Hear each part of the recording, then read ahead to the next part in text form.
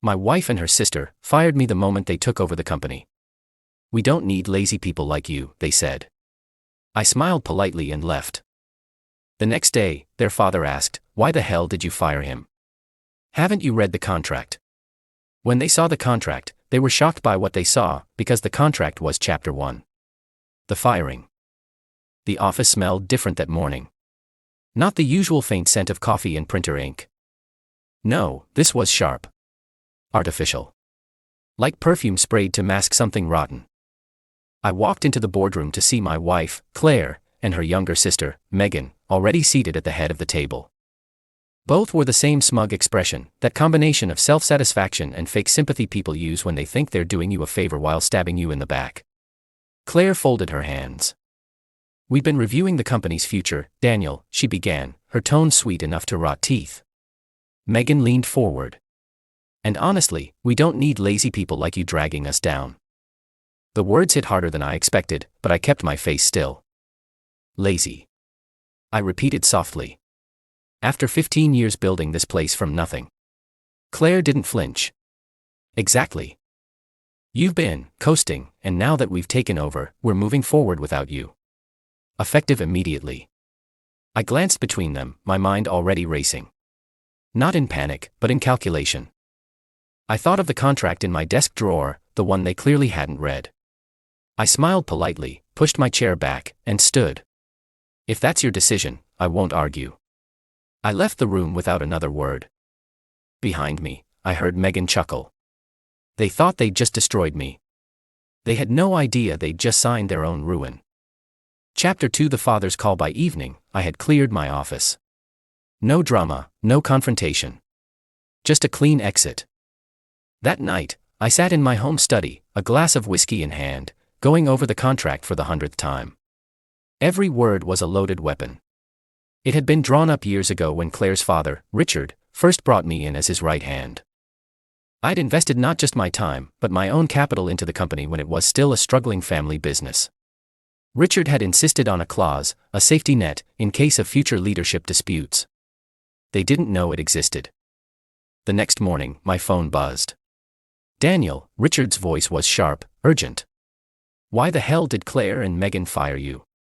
I let a beat of silence stretch. You'll have to ask them. Oh, I did, he snapped. They said you were lazy. His tone dripped disbelief. Do they even realize what they've done? Have they read the contract? I'm going to guess. No, I said, smiling into my coffee. There was a pause. Send it to me. Now. I emailed him the file and leaned back in my chair. 10 minutes later my phone rang again. This time Richard was laughing, a deep, almost cruel laugh.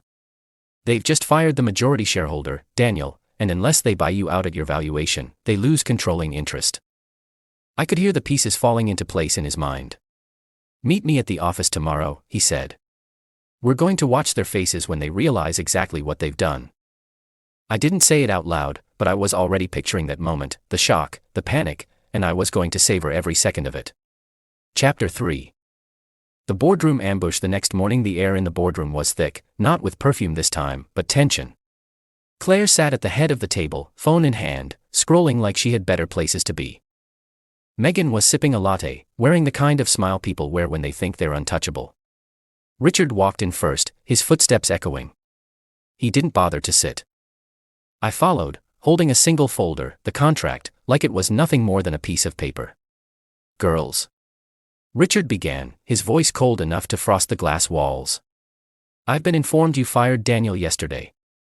Claire didn't even look up. That's right, we've got this under control now, Dad, Megan chimed in. It's nothing personal, but he was dead weight. Richard's jaw tightened. Dead weight. That dead weight owns 52% of this company. The color drained from Claire's face. Megan blinked rapidly like she was trying to process a foreign language. That's impossible, Claire finally stammered. You took over operations, I said, my voice calm and almost conversational. Not ownership. The contract we all signed 15 years ago gave me majority shares in exchange for my investment and growth guarantees. I slid the folder across the table. And here's the fun part. There's a breach clause. Fire me without just cause, and the buyout price triples. Megan's mouth fell open. Triples. That's enough to bankrupt you, Richard finished for her. Unless you reinstate Daniel immediately and step down from executive control. The room went silent except for the faint ticking of the wall clock. I could feel the power shifting, slowly, deliciously, back into my hands. Claire's voice cracked. You planned this. I smiled. No, Claire, you planned this. I just read the paperwork. Chapter 4. Closing the trap. The tension in the room was like a live wire, humming and dangerous. Claire kept glancing at Megan as if one of them might magically come up with a way out. Megan just sat there, her latte now cold and untouched, her lipstick smudge on the rim looking like a red warning flag. Richard stepped back and let me speak, a small, deliberate gesture that told them everything about where his loyalty now lay. Here's what happens next, I said, sliding a second document out of the folder. You have two options. 1. Reinstate me as CEO immediately, sign over operational control, and walk away quietly. Megan crossed her arms. And option 2. I let the silence stretch until they both leaned forward. Option 2 is, I trigger the breach clause, force a buyout at triple value, and when you can't pay, which you can't, your shares get auctioned. I'll buy them for pennies on the dollar. And then. I paused, letting the hook sink in. You'll be unemployed, broke, and barred from any executive role in the industry for 10 years. Megan's smugness cracked first. This is blackmail. No, Richard cut in sharply, this is business. And you two just proved why you were never ready for it. Claire's voice was barely a whisper. You wouldn't actually ruin us. I leaned forward. Claire, you fired me and called me lazy after 15 years of building your family's company. You humiliated me in front of staff I trained. So yes, I would. The clock ticked again, each second pulling them closer to the cliff. I could see it in their eyes. They knew I had them. Fine, Claire finally said, her voice bitter. We'll step down, but no one outside this room has to know. I sat back and smiled slowly. Oh Claire, everyone's going to know. Chapter 5. The public fall. 3 days later the company press conference was set, officially billed as a strategic leadership announcement. The conference hall was packed. Shareholders, employees, local business leaders and reporters all buzzed with curiosity. Claire and Megan sat 2 seats away from me at the long stage table, their faces carefully composed, like porcelain masks hiding the panic beneath. They'd agreed to my terms, but I'd made sure quiet was never part of the deal. Richard took the podium first. Thank you all for coming. There's been a misunderstanding in leadership these past weeks. Today, we correct it. He stepped aside. I walked up, microphone in hand, and scanned the audience. Hundreds of eyes, cameras, and recording phones aimed right at us. I want to thank everyone here for supporting this company through its recent turbulence, I began. 3 days ago, I was fired, by my wife and her sister. Without cause. They called me lazy. A ripple of murmurs swept the crowd.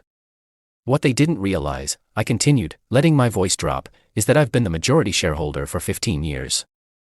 Their move not only violated the contract, it nearly bankrupted our leadership. So today, I'm announcing that they are stepping down. Permanently.